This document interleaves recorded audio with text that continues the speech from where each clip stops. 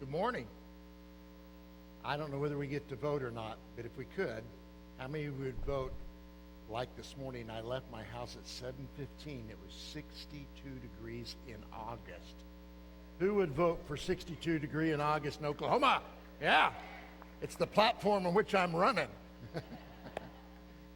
Thought I was in Colorado this morning, except didn't get to see the mountains, but wow, it was awesome this morning. 16 years ago today, August the 16th, 2000, there were a group of Norwegian divers who had responded to a distress situation in which a Russian sub called the Kursk had a minor explosion inside the sub, and it sunk just off the Norway coast. And so they dove down to see if there was anybody there. 118 crew members. They suspected everybody was dead. But when they came down, they realized there were still some people. Come to find out, there were 23 crewmen that were inside a certain compartment that was able to be sealed off, and they lasted for a few more days. Eventually, they all died. But one of the crew members, Lieutenant Dmitry, I'm not sure how to pronounce his name, Kolosnikov or something like that, wrote a letter. Not sure whether the letter was to his wife or not. It would seem that way. But he ended the letter, short letter, by saying this: must not despair. Must not despair. At his funeral, they had, of course, just a picture of him, and they had those two words right beside his picture: must not despair. It's not often that it happens where we know that we're going to die. And I know you're going, he's starting the sermon off with this, but we know that we're going to die. We know it's going to happen. And quite often during those times, what happens is we want to tell our story, or we want to write some sort of note to say one final thing. And I was not sure whether Kolosnikov was talking to his wife saying, in the future, you must not despair, you know, there's still hope there, or whether he's trying to give the people around him or himself hope by saying, must not despair. Time magazine wrote an essay following this August the 21st disaster that they wrote. And basically they said, there is something within people, it's kind of been discovered over and over again, there's something within people that it's instinctive that they want to, in that moment, to send a message. They want someone to know their story. Prisoners who were of the Nazis in the Warsaw Ghetto during World War II, having seen everybody else starve to death or shot around them, they took their last breath to write notes and store them in the crevices of the walls so somebody besides the Nazis would read them and know their story. In the final moments of life, when everything is just kind of stripped away, you know, all the toys that we get enamored with and the things we spend our life chasing, success and reputation and security and wealth and comfort and ease, really mean nothing. And a person is left with what they really believe, what they've really built their life on. If that moment were to come to you, what would you write in that note? What would be your last words? Would it be, must not despair? Would it be some words of hope? Would it be, life sucks? What would it be? You know, what would be your last words that you would write at that situation? You know? Now, we are going to kind of continue what we left off last week in the last part of one of the greatest stories in all the Bible. It's about three guys that you know their names. Shadrach, say it with me, Meshach, and Abednego. You know, if you've been in church, you don't even have to have been in church. Most of you know those three guys' names. I'm going to call them ASM, all right? Shadrach, Meshach, and Abednego. Yeah, there we go. They're three guys who come to the same sort of thing like Lieutenant Kolosnikov did. As a matter of fact, they're probably about the same age. They weren't very old, and they have risen to positions of eminence in the world's most powerful nation at that time. They look forward to great families. They want to have fulfilling lives, do noble things for their people, raise a family. They want to do great things for their God. Their hopes are filled high. They have great dreams. And usually the moment comes, when somebody realizes that death is inescapable, there's nothing they can do. And the last message is sometimes an expression of regret of what went on before, that they have to leave life. But here, for these three guys, Shadrach, Meshach, and Abednego, these three guys, there's something they could do.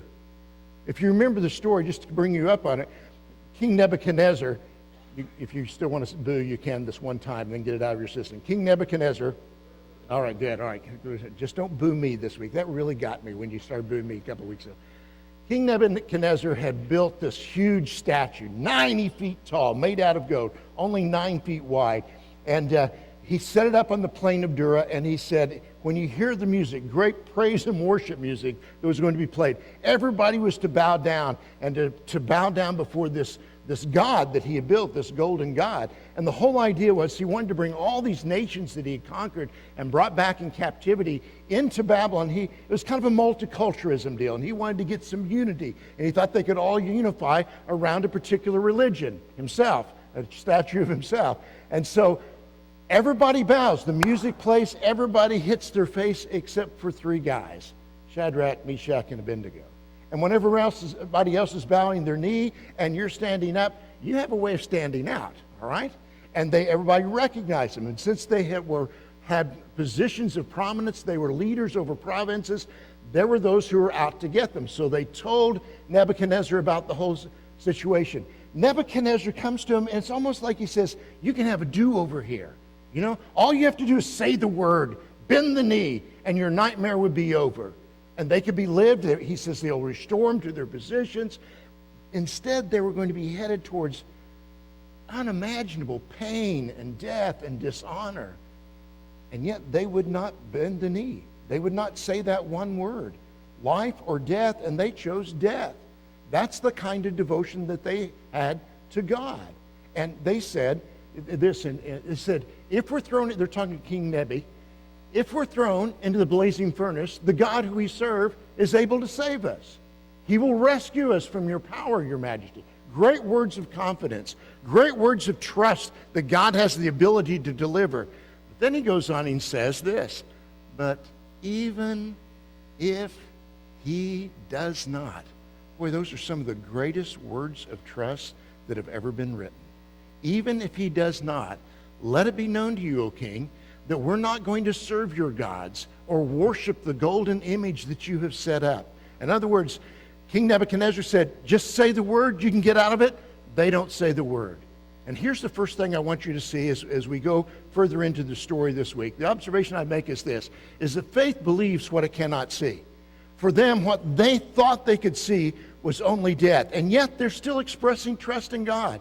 The situation was that King Nebi was trying to deal with this whole multiculturalism idea, and he says, I know you didn't bow, but you can have an opportunity to do that. I know you stood up when everybody else went down, but here's the situation. If you say the word, it's all over with. We'll just go back to square one. If you'll bow. He gave them another chance. But if you don't, he said, you're going to burn. Now, that's pretty persuasive stuff, I got to tell you. But SMA decided, and they declined to bow, not to bow. They stood firm in their resolve to worship only Yahweh. And so in verse 19 it says this, then Nebuchadnezzar was furious with Shadrach, Meshach, and Abednego, and his attitude toward them changed. I translated that this week, and literally it says not his attitude, but his face changed. Have you ever been around someone and things seem to be, there seemed to be some connection there, and all of a sudden the face just changed immediately? Last week I was down with my 3-year-old grandson and my one and a half-year-old grandson. I guess my 3-year-old grandson's almost 4. And so the minute I walk in the door, he always takes my finger and he says, come on, Papa, come to my room. He doesn't want to share me with his older sisters or his younger brother. I am his personal playmate. And so we go down to his room, and he has Thomas the Train all set out, as well as Lightning McQueen, and we're playing on the tracks. And all of a sudden, his younger brother, Elisha, comes in, and Micaiah's going, no, and he gets in front of me. And he goes, no, Elisha, you can't come in here. And I said, it's okay if Elisha comes in. No. So Elisha comes in, he grabs hold of the track, and of course, first thing he does is a year and a half ago, he just takes it all apart. And here's Micaiah. He goes from like this, smiling at me, to literally his His lips are turned down. Well, we can see sometimes the reaction in people by the way their face changes right then. And that's what happened to King Nebi. I mean, he went from hopeful to hearing, even no matter what, we're not going to do it, to you're out of here, you're done. And so what he does then is he says, I want the furnace revved up 7 times hotter, and he's going to burn them alive. And how many of you have ever burnt yourself? Just a little finger or something. Does that hurt or what? And I am such a wimp when it comes to having burned myself. I can't tell you how many times in weddings, you have used to be the big thing is you have the bride and the groom would take the 2 candles and light the middle candle. The what kind of candle?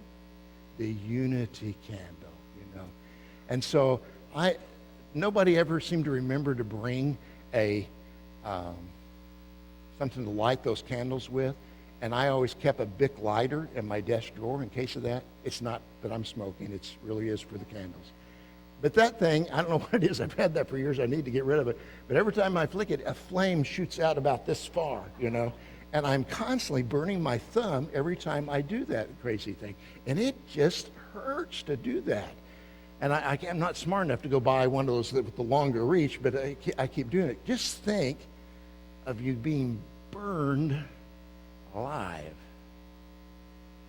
And I mean, it's the most inhumane thing there is. You're being treated like an object, a stick of wood, and you're just being tossed in the fire. And King Nebi is so mad, he says, bring the temperature up 7 times hotter than it is right now, And this is the fate that they face. And you got to understand they're doing this voluntarily, knowing that at any moment a single word could save their lives. Verse 21 says, so these young men wearing their robes, and the writer, Daniel, goes into a long discourse about how they were dressed. Robes, trousers, turbans, and other clothes were bound and thrown into the fire of the blazing furnace. Go ahead. The king's command was so urgent that the furnace so hot that the flames of the fire leaped out when they opened the doors, and the soldiers who were going to throw Shadrach, Meshach, and Abednego in there, they were burned up, and the 3 men fell firmly tied into the blazing cinders. Now, this is not a story about people running out or running away from a lukewarm fire. There is no hope, humanly speaking, for Shadrach, Meshach, and Abednego. Immobilized bodies being tossed into a raging inferno, and every avenue, every door, every exit has been closed. And yet, they're faithful. They trust to the very end. They believe in spite of what they can't see. I want to just pause for just a moment and ask you to try as best as you can to imagine the experience that these 3 young men are facing. What looks to be like their final moment. They've been faithful to the very end. And since they very first heard about this statue being created, I believe that they prayed that somehow, some way that they would not have to bow down towards that statue.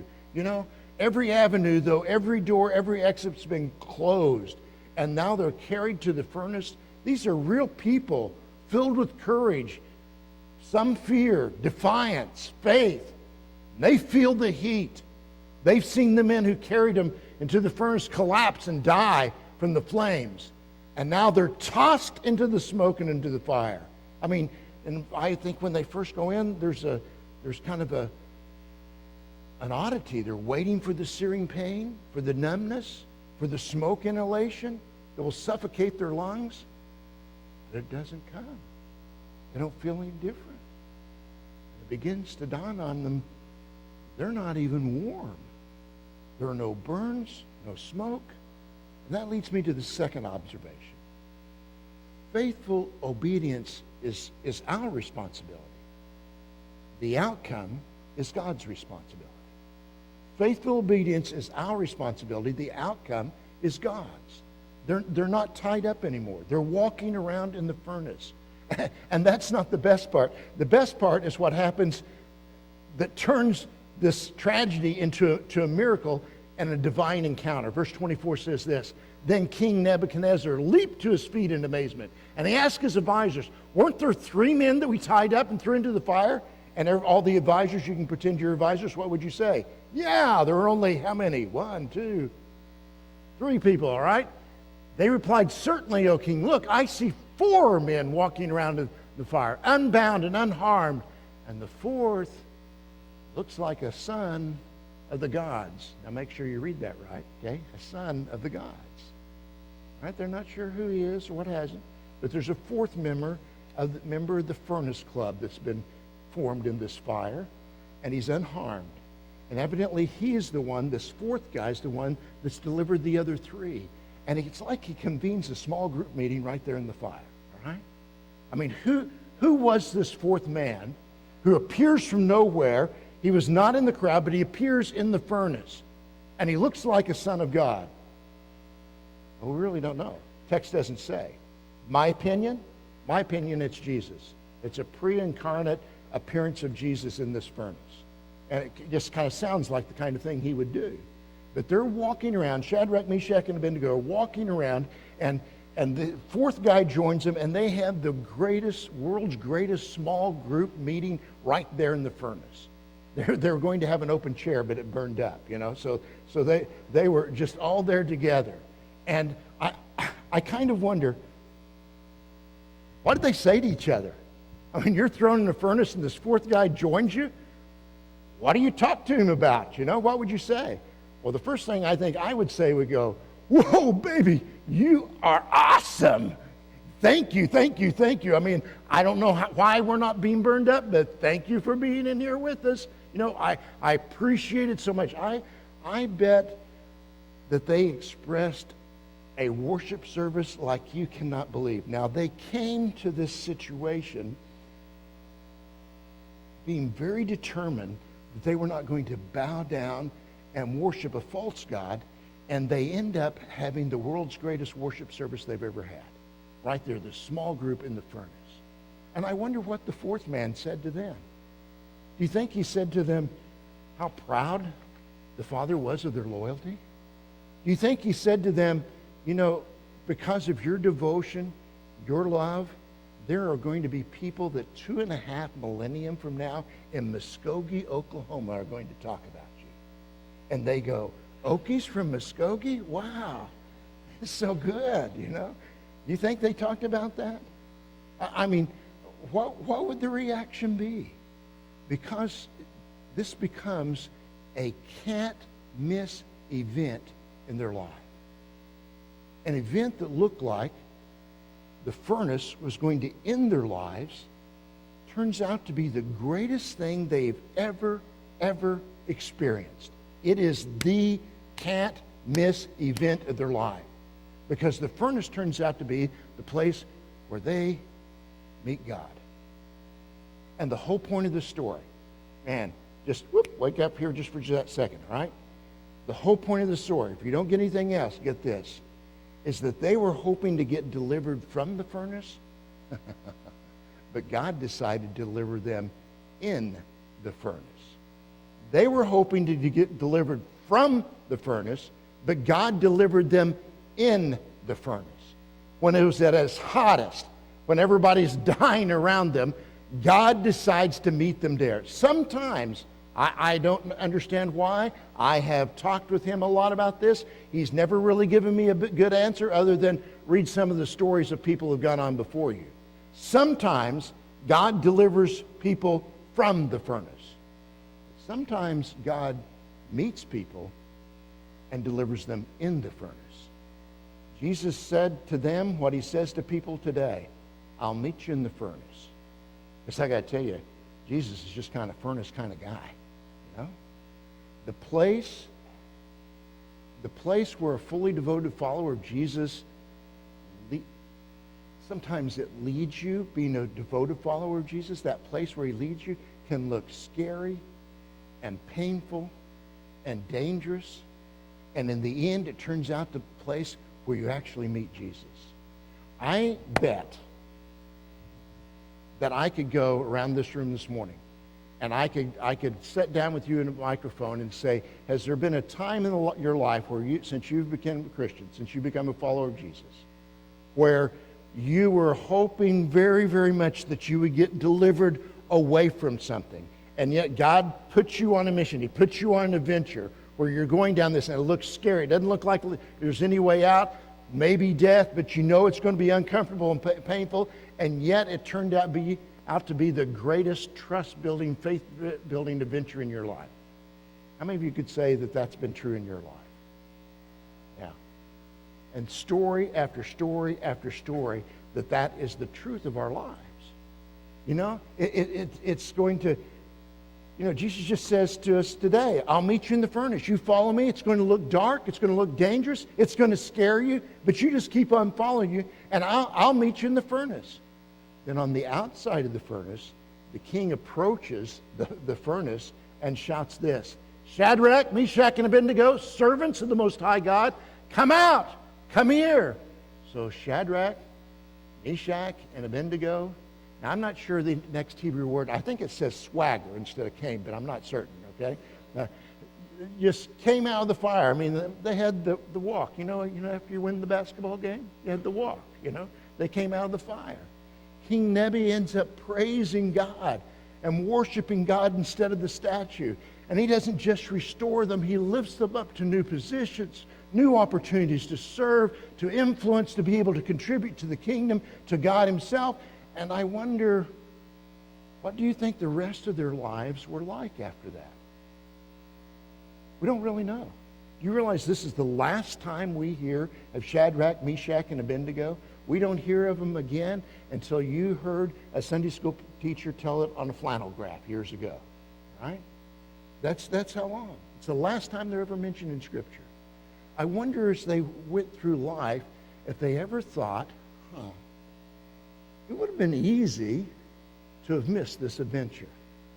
I could have missed it. I could have said, yeah, we'll bow for this time. I'll get that over with. I'll still continue to try to serve God. But they would have missed their greatest encounter ever with that fourth man in the furnace, Jesus himself, had they not made the sacrifice. There's a third observation I want to make, and that's this. Pretty obvious. It's the reason they're called observations. The furnace is where you meet God. The furnace is where you meet God. If you've ever spent time in the furnace, if you ever trust God enough to get to the place where it looks so frightening and so dangerous and so scary, and you trust him fully so that you refuse to say the word and bend the knee or bow the knee, and trust anything else, when you have got to that point in your life and you meet him and you meet God in the midst of the furnace, it marks you. And I think you carry that moment to your grave. Going to the furnace, which looked like the last thing they wanted to do, becomes the greatest event in their entire life. Greatest event. And ironically enough, the furnace, which looked like death, turns out to be the safest place of all. Why? Because God was there. Because sometimes God delivers people from the furnace, but sometimes he delivers people in the furnace. Now, I mention this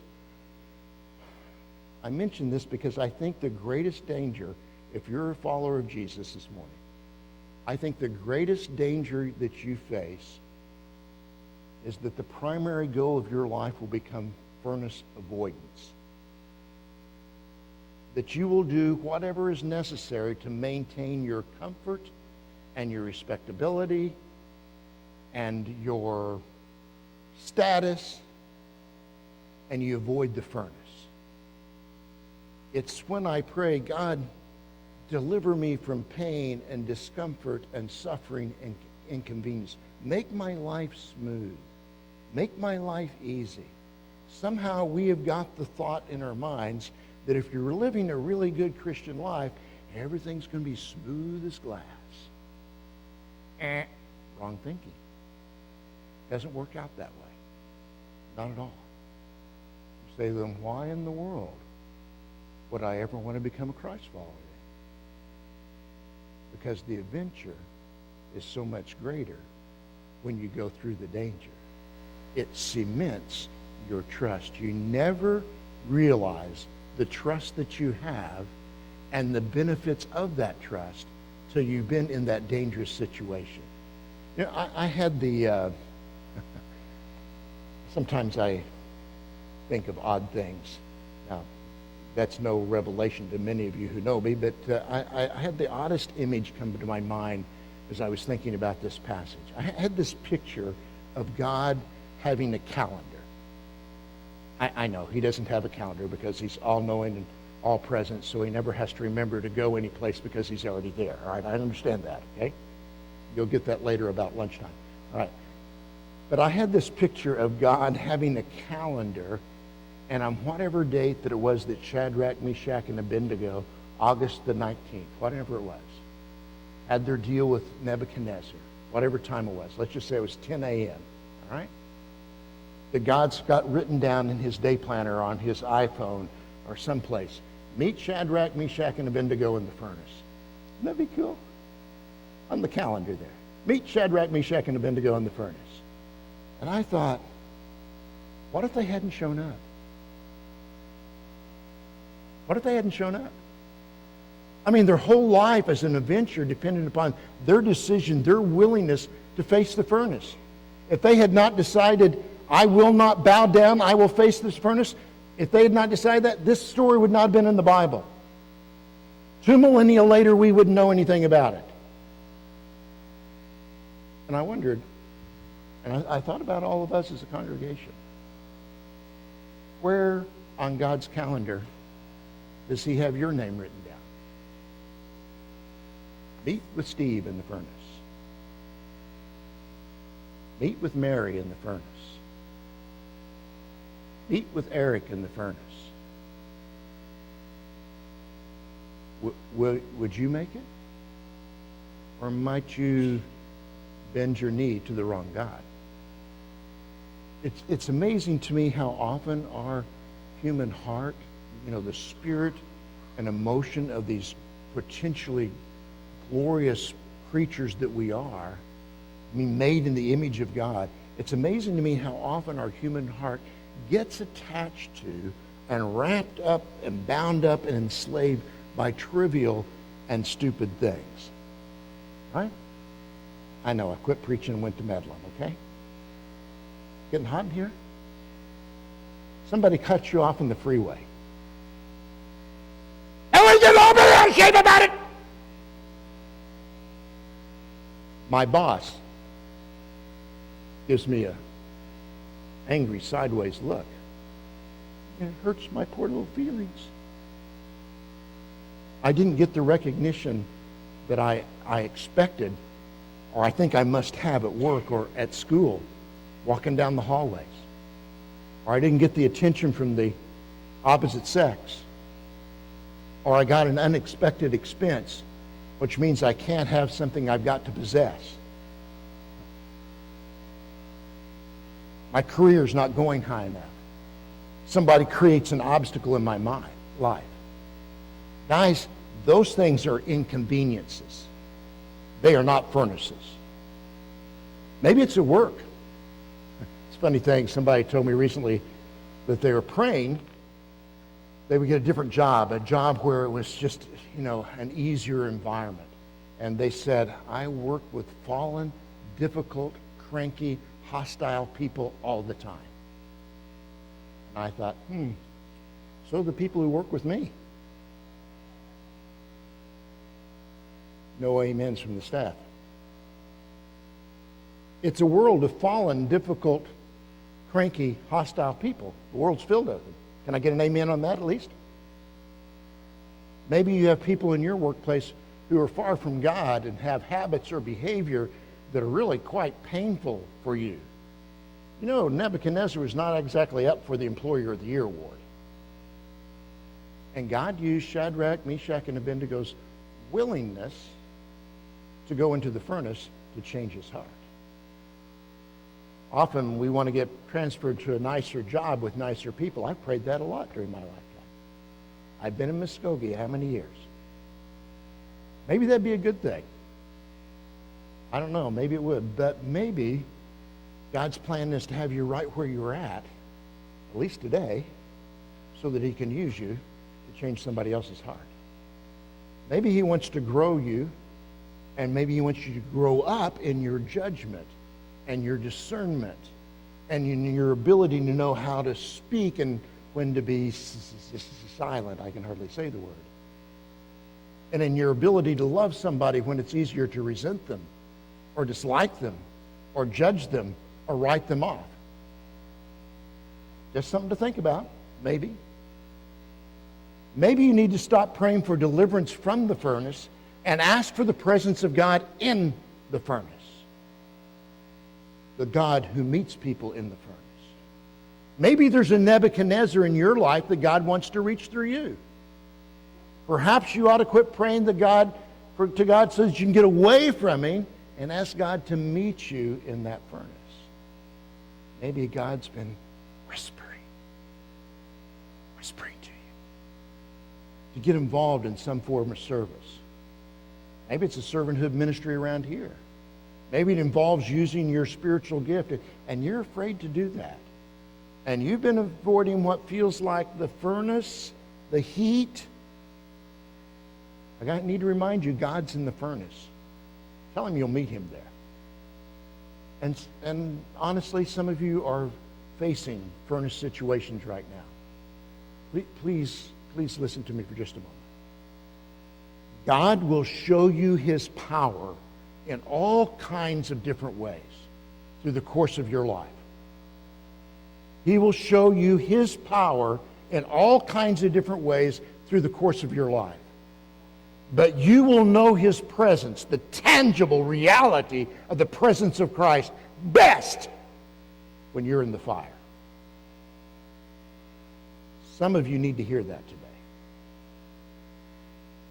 When I was reading this section, I noticed something that I've never read before. I mean, I've read it. I've probably read this passage 25 to 30 times over my lifetime. But there are some things that I want you to notice that comes out from this text. If you have your Bibles, you may want to open it and underline something. Can I mark in my Bible? Yes, you can. All right.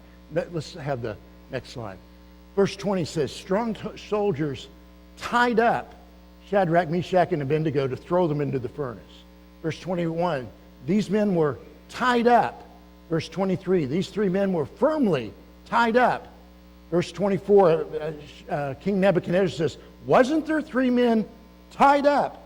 What do you think that the writer of this story is trying to tell us about these three men? What was their position? What was they like? They were what? Duh, that's right. They were. They were tied up. They were bound firmly. And then it says, verse 25, says, as Nebuchadnezzar says, look, I see four men walking around the fire, and how are they? Unbound. No ties. They're gone. Those ties are gone. Those ties are burned. Their robes weren't burned. There was something actually that did burn, and that was their ties, the ropes that held them. The Bible says they were unbound. When they were thrown in, they were bound. When they looked in, they were four men, and they were unbound. The fire burned up that which bound them. Now you're going, okay, why is that so relevant? Because some of you are facing a fire right now, some big, some small. And you're begging God to deliver you from this suffering. You're begging God for the end of this season of challenge, to end this season of hurt, to end this season of trial.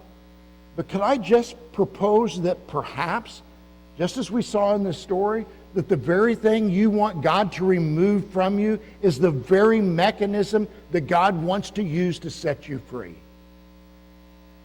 You hear that? The very thing that you're saying, God, remove this from me, may be the very thing that God's going to use to set you free. I talked with a guy this week. He said, 20 years of addiction, hurting people that I love the most.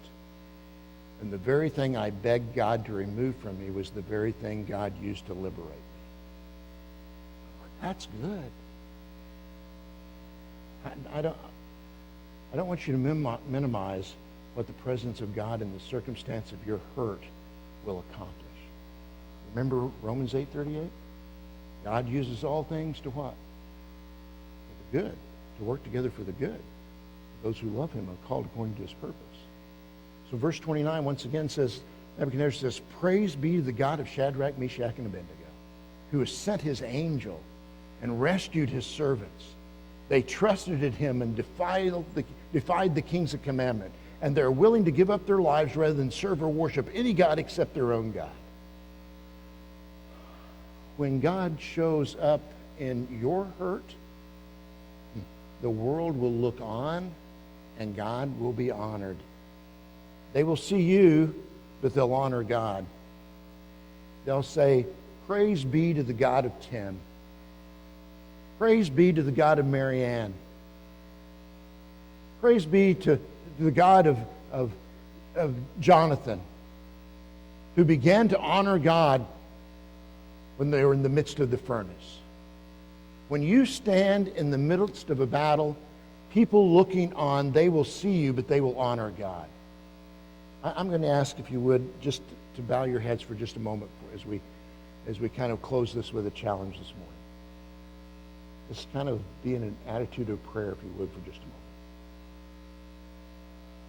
Actually, I look around this auditorium, and I know so many of your stories, and I know many of you are facing trials of some kind. Some are big. Some may be subtle. But they all feel significant to you. And they all matter to God.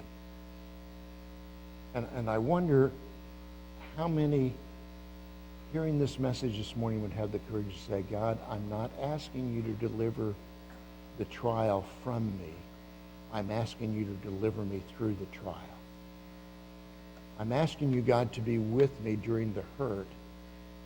I'm asking you to form within me the character that you want formed.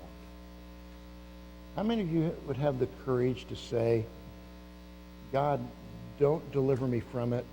God, deliver me through it. Form your faith and character in me. How many of you would be willing to say that? Would you just raise your hand real quickly? If that's your honest and courageous prayer, let me pray with you for just a moment. Father, I thank you for the faith of your people. Father, we ask that you would grow our faith beyond the state that it's currently